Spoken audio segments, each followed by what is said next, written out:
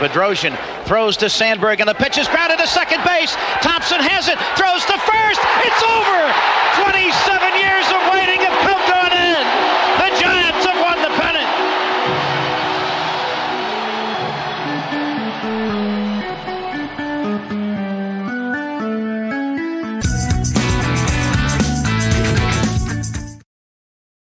Brad, we are back. This is an impromptu show here.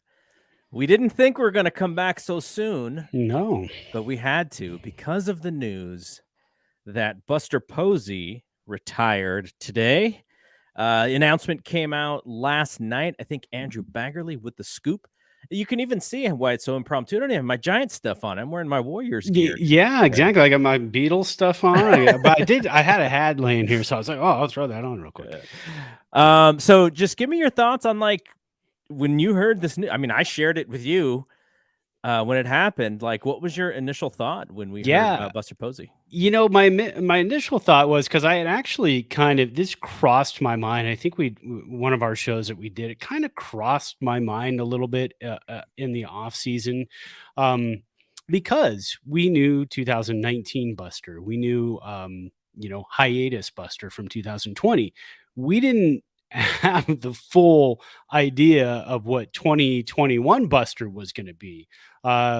So those thoughts waned tremendously as the season went on. I thought, oh, okay, now they're going to pick up his option. He's going to play another year at 22, and maybe that'll be it at that point. Then came the 107 win season, the playoffs, and he's looking at this team going, wow, this is a great team. This is a great setup we have here with Farhan, with Kapler. And so completely blindsided. What I went into with the season thinking, well, it's possible it could be his last, and then ended the season going, there's no possible way. And then it happened, just being completely blindsided. I initially was sad, but I thought, I'm looking at the tail end, the back end of my career. I have 9 years left until I get to walk away into the sunset. And I'm thinking, in those 9 years, my kids are going to be in their 20s. He has the opportunity now to, and again, unique job. I mean, our jobs are a little bit different, but a unique job position where he's been able to make tons of money, do what he's dreamt of doing. And now at 34 years old, gets to spend time with his children, who are all very, very young. And what a great opportunity for such a great person. Yeah. So the major themes coming out of this press conference, and I'll go over some of the quotes. We tweeted them on our Thompson to Clark Twitter feed. Faith seemed to be very relevant in this decision. He mentioned all the things that are important to him. Faith and family were 1 and 2. Obviously, what you just said with his family and the kids.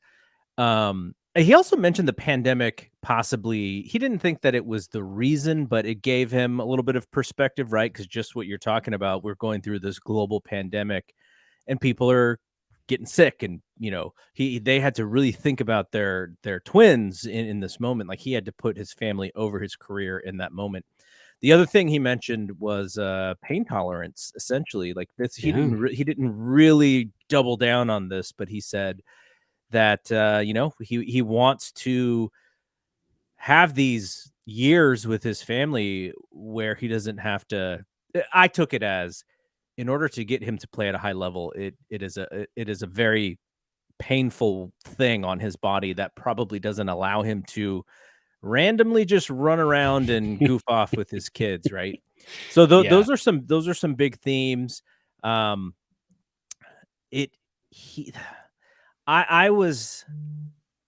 wasn't frustrated because, obviously, like you said, this is a great opportunity for him.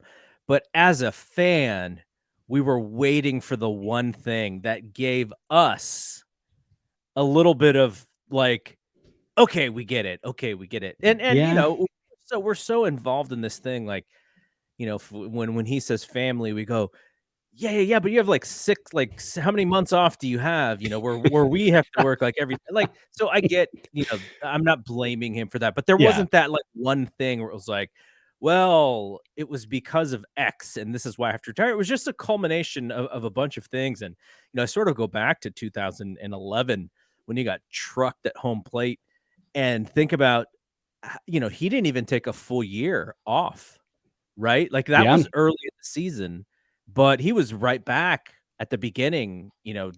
Imagine the rehab that he had to put into his body, and then the hip thing now. It almost seemed like this 2021 season, which he said did not persuade him in any way. The success that he had in 2021 did not change his mind in any way. He didn't waver in his decision, but it was almost like because he was able to play at that high level, he didn't have to question it anymore. And that almost gave him a sense of peace, is what I took away from that statement. Yeah, absolutely. And I wondered that too when he announced the retirement yesterday. I wondered if that had a lot to play into it. Is that okay? And again, like I talked about it before, we had 2018, 19, 20 hiatus Buster, and then he comes back and has the Buster Posiest years of year that he can possibly have.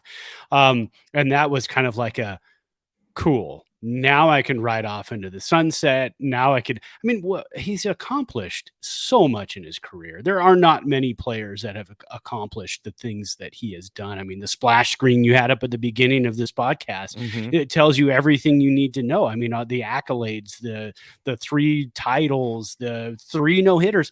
I was looking that up again today, and I think I looked that up at the beginning of the season. If he would have caught one more no-hitter during this season, he would have been tied for the league lead or I guess major league history for most no hitters caught by a catcher. And a perfect game, another Gold Glove. Who's number 1, by the way? It is Ruiz, who caught for the Phillies because he had Halladay. Yeah, he had Halladay, Cliff Lee there. I don't know if they counted postseason or not because I think Ruiz caught that one no hitter in the postseason, so I'm not sure if they counted that as part of that or not. But I mean, all of those accolades he's got, and so he can walk away. One thing I did catch kind of at the end of the press conference when he was asked, what is your legacy? It was faith, family, and just being an all around good person to people. He also did mention during it, he said, baseball is cool. If you get a chance to play, I got a chance to play. That's great. But that's over. And now I have other things in my life to do. So it was kind of like, but you wonder, if he was in a situation where he still had a really good career, but didn't win any of these awards, didn't win any championships, and was still playing for the Giants, and none of this happened, but he was still having a good career. Would he continue on? I don't know. I mean, 3 world championships in your first 5 years of playing baseball at the major league level is enough to make you say, well, everything else is gravy at this point. So I'm just going to continue on and work as hard as I can and work this pitching staff and do well. But yeah, it kind of got that feeling, in the middle of it there that was like, okay, yeah, we know Buster Posey. We know that he is just a very, very down to earth guy, and he's got this second chapter of his life. I mean, he talked about how they're going to be moving back to Georgia, and he's got family over there that hasn't even seen the Twins because of all the COVID protocols for baseball. And again, we're in a COVID world, and that changes a lot of people's values and goals in their lives and trajectory in their lives. And I wonder if that did play quite a bit of a part in Buster Posey here to say, do I have to do another year of this testing and another year of staying away from people and not being able to travel? And when I come back, I put other people at risk. So I think he was just kind of like, okay, if this is the world we're in, this is the path I'm taking now. So I want to read I just some of the notes that I took from the presser. He said that someone asked him, or no, he said he was thinking about what to say to the fans.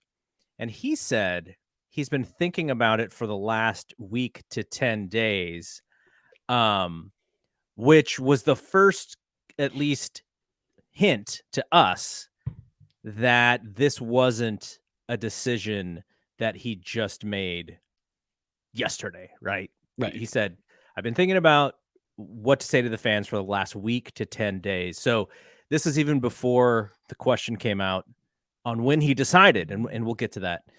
He said, but so Greg Johnson said that they want to keep him as part of the family, and this is the son, not the owner, who's getting a lot of hate, a lot of nastiness from the fan base, which Yeah. decidedly, and like I completely get it because of some of the donations that he's making to some of these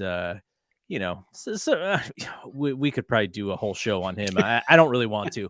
I don't But want to either. So yeah. Yeah, he needs to get out of there. Yeah. So then Farhan asks Buster if it's definite or for sure thing, and then he started laughing. And the reason why this was important is because Larry Bear droned on for like 10 minutes. Yeah. And was just, and it's one of those speeches where, that you would actually see in an SNL sketch where it's like he says something and then he goes, and then he's got to think about what the next thing is, and then yeah, so I'm kind of a Larry Bear tune out guy. Usually when he gets going and when they win, titles and this stuff and he starts talking, I'm like, all right, let's go. Yeah. So then Farhan also said that when he was hired, I almost sort of thought that maybe he was paying attention to social media a little bit, because he said that when he was hired, people were calling him a mole for the Dodgers, and he's really a Dodger. He's not a true Giant. And he said that it actually affected him. And I thought, I was like, wow, that just shows you what the power of social media. The people who use social media in very negative ways, it does affect very successful people. Yeah. And then he said Buster's one of the first people to reach out to him to have a discussion about baseball. And when the team leader is that person, it shows you that he is with you and he supports you. So, he said that. Cap has said that in the past. Like, that's how much Buster Posey is a leader of this team meant to these guys who are kind of coming in and they're not part of the family yet. And Buster, knowing what his role is, sort of forces it upon them to go, okay, you are part of the family. Like, let's get in now. Like, that's how he got Farhan to feel comfortable. I thought that was pretty interesting. Yeah, absolutely. And that's what you want from your team leader. And that's, who fills that void for the Giants going forward. I know we have the captain, but that's a persona, right? That's a persona. That's not really who Belt. There he is. That's not really who Belt is. He's not that kind of team leader. He is more of the jokey team leader, which is great. Loose. You need those guys. You need a couple of those guys on a team, and that's fantastic. And that is his leadership skill. That's how he is a leader. Is it Crawford? I would think it's got to be Crawford at this point. I mean, Crawford's got 2 years left at least. So, do you go that route? You can't just bring somebody in as a free agent and say, okay, now you're the team leader. Well, it hasn't been around these guys for a long time. So yeah, I mean, it's probably going to be Brandon Crawford going forward as you look to your guy as the face of the franchise. Yeah. It doesn't hurt to have the kind of year that Crawford just had too, and then end up being that guy. Yeah, the other funny thing that Farhan said was about the, when they were doing the manager search after Bochy, and they, were kind of looking at odds books from Vegas of who the next manager would be, and one book came out and had Buster Posey at 10,000 to 1 odds to be that guy. So he circled it, and to be a player manager, actually, which would have been cool. We haven't had a player manager since Pete Rose, but to circle that, so he circled that and sent that to Buster, and he said, "Hey, I found out how we're going to pay for Bryce Harper."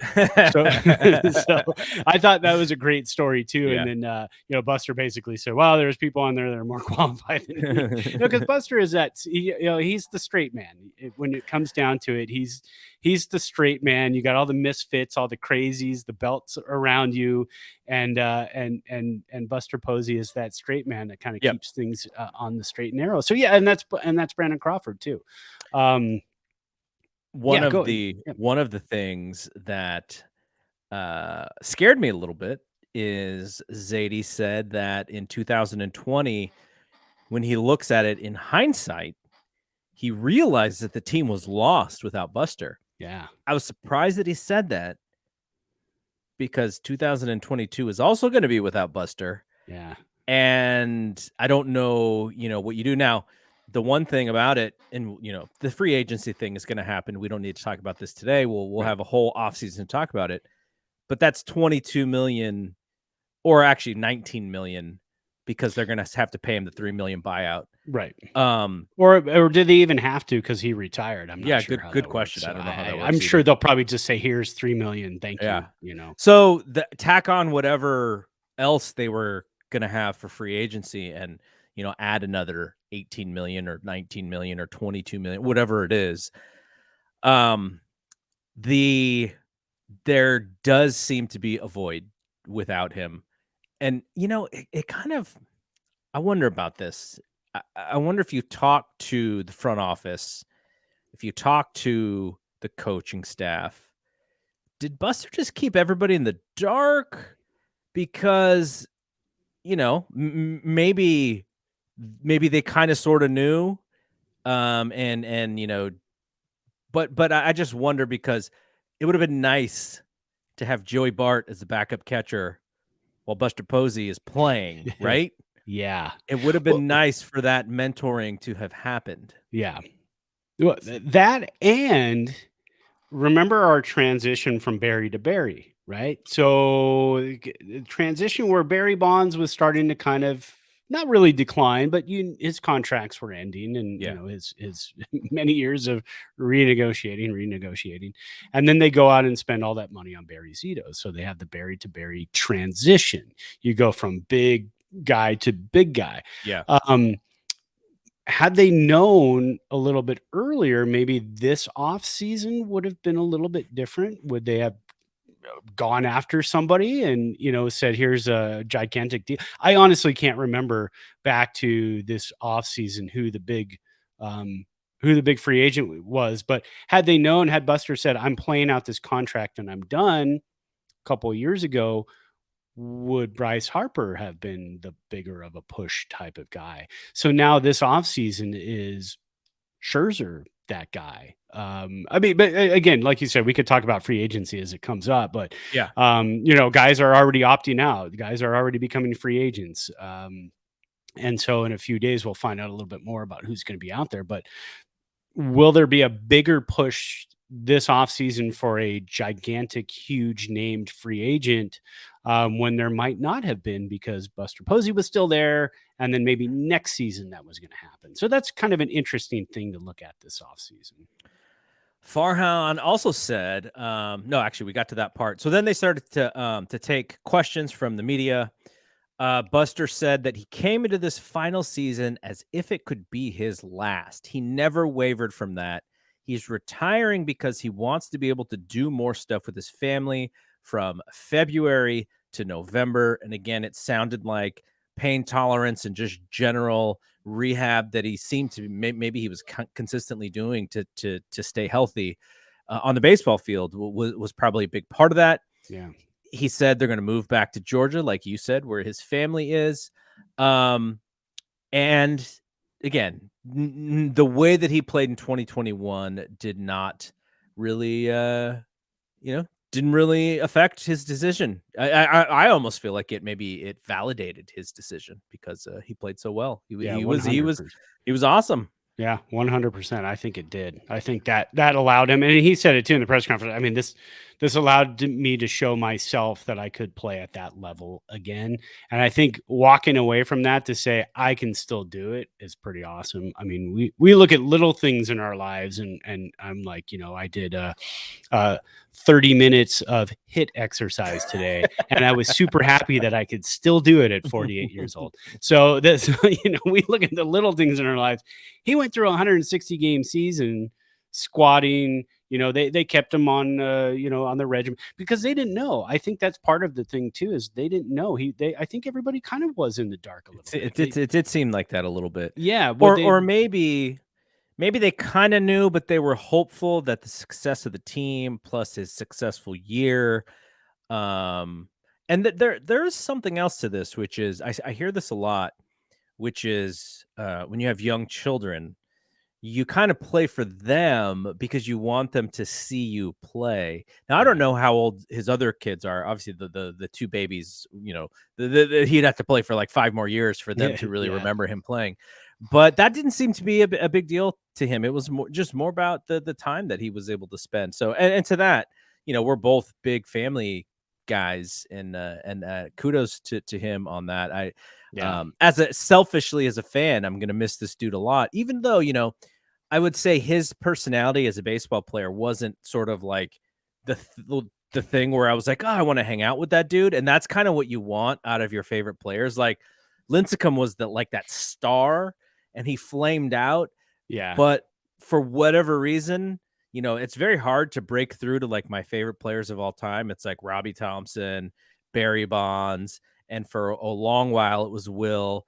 But Lincecum got into that top 3 because it was simply like you love that guy, you want to hang out with that guy, and like you just want to protect him. When he went down and when he couldn't pitch anymore, you're just like, oh, I wish I could give him my arm so that he could keep doing it, right? Yeah. Buster wasn't like that. He was like, nobody had to do anything for Buster. He did everything. He was in charge. He was the leader.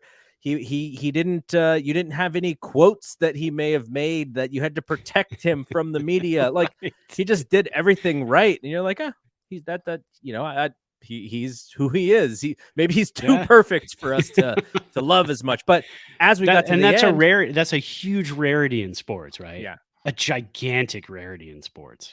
And as we got to this last season, he had the perseverance thing this year to where we did feel like, oh man, we got the life without him, where we sort of take him for granted. Life without Buster is not going to be fun. Let's put him in bubble wrap. And you saw all the thank you Buster stuff from the fans. I lean a little bit closer to like a Lincecum type for the personality of the players that I really enjoy. But you can't take anything away from Buster in the way that he dealt with his business on and off the field. Yeah. Here's an argument. Just the idea that whether he makes the Hall of Fame or not, we'll have that discussion this year. I'm sure we had it last year on the show. We'll have it for the next 5 years. Yeah, exactly. Right? Is he the greatest? I guess from draftee to finish his career giant of all time, because you wouldn't include Barry because Barry played the first few years with the Pirates. Mays is New York. McCovey too, right? Did McCovey get drafted or he signed with the Giants when they were still in New York? So it's McCovey got traded to us also. So did he? Yeah, he did, I believe. I'm gonna have to look that up because I don't want anybody to yell at me. but that's an argument that I think we're definitely gonna have.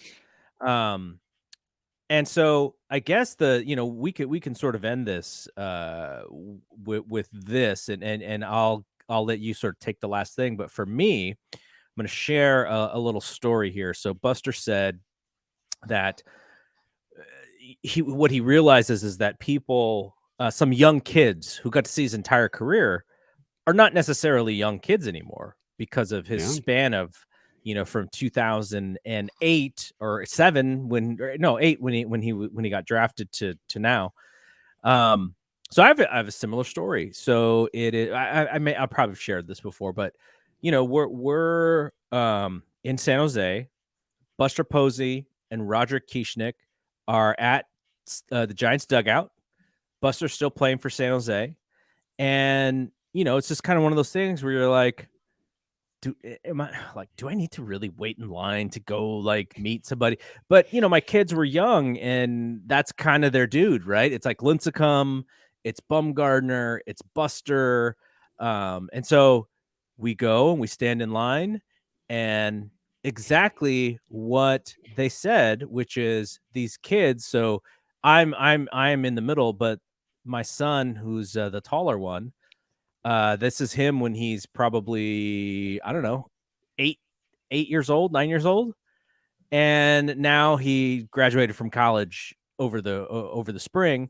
And the younger one, at this moment, he's probably 8 or so, and he's a junior in college. So it's exactly what Buster said, right? Which is these kids who they grow up with you, and now they're adults, so that's the longevity of his career, and that's kind of the perspective that he had. And then you have poor old Roger Kieschnick over here. I don't know what he's doing. he's just, hey, I'm happy to be in this picture with Buster Posey. I think. Well, I mean, he was on I would say he was a top 10 prospect for them at that time too. But he never made it. But any last words from you as as we get out of here? Short emergency podcast. Yeah, exactly. As being older dude, we're both older dudes, so it's harder for us, like you said too. I mean, you bring up the kids, he brings up the kids and stuff too. So it's a little bit harder for us to say, oh, I remember Buster Posey when I was a kid. Nah, we were old when he came out.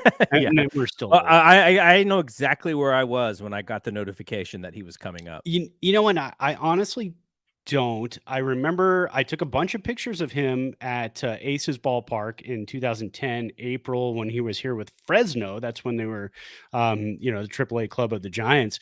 And I took a bunch of pictures and I was like, well, this is our guy. I mean, this is going to be our guy soon, someday. I didn't know like 3 months later he was going to be the guy. And so I don't remember exactly where I was when it happened. I was not a huge social media guy back then. Still not a huge social media guy now. But I think it was probably one of those like MLB Network or something, how I found out. Or maybe it was during the Giants broadcast of that night. I just landed in Vegas. Nice. I was in Vegas for, I want to say there was a UFC show that weekend that I attended.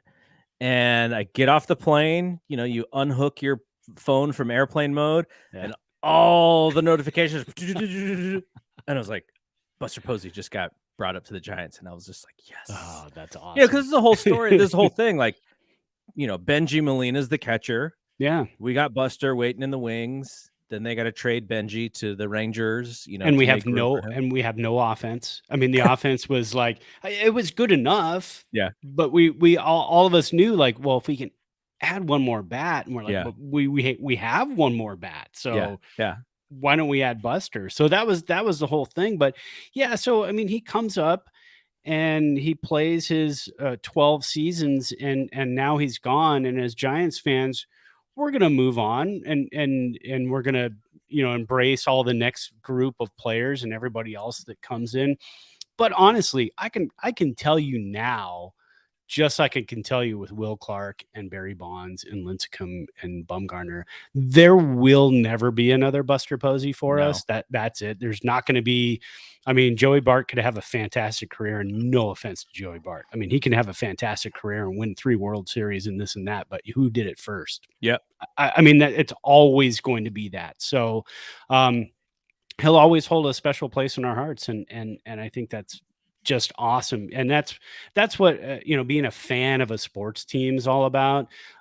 Just being able to look back and say, man, remember Buster Posey, and remember the Buster hugs, and remember the framing pitches, and remember the I'm so fast comments, and just everything about the guy. And because we watched Timmy kind of fizzle out, and then Bumgarner is pitching somewhere else. He's not here anymore. Yeah, he's not here anymore. And Kane, he kind of fizzled out a little bit too. Had a rough last couple of seasons.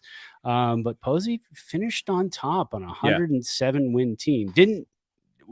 We didn't get that ring, but the season that this team had, and I think he wants those memories too. Because what happens if he comes back next year and they win 83 games and he hits 270? That means his WAR would have been 24. He's a 24 win player. That's true. And then he'd be over, and then there would be nothing with the Hall of Fame. It would be like, yeah, he's got it. So yeah. But yeah, I don't know, man. No, so my dad had Mays, and people around his age also had Marichal and Cepeda, and then McCovey, and then you and I had Clark, had Matt Williams, had Thompson, and then Bonds comes in there. And then people younger than us, like my kids, it's Lincecum, it's Bumgarner, and it's Posey.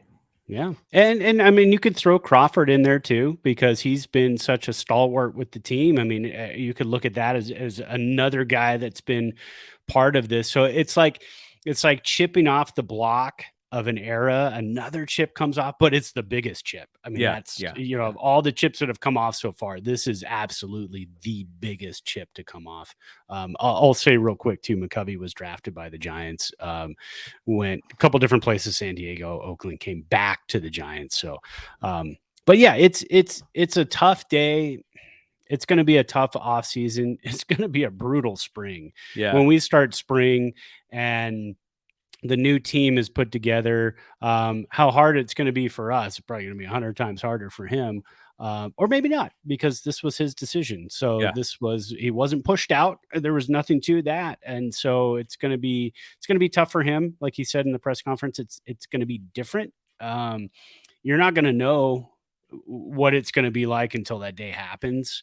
I'm talking to him. He's not going to have any idea what it's going to be like to walk away from something like this, and what it's going to be like when spring training starts, until it actually starts. He can speculate all he wants to now, but he won't know until actually it comes around. So, all right, we'll be back next week. Like we mentioned, not in our normal time slot. We'll figure it out. I'll be in New York. I won't be back by our normal Monday recording, but we wanted to do this because, this is big news. Emergency podcast here. Buster Posey retires. So for Brad, I am Double G. We will see you when we see you. Peace out. Peace.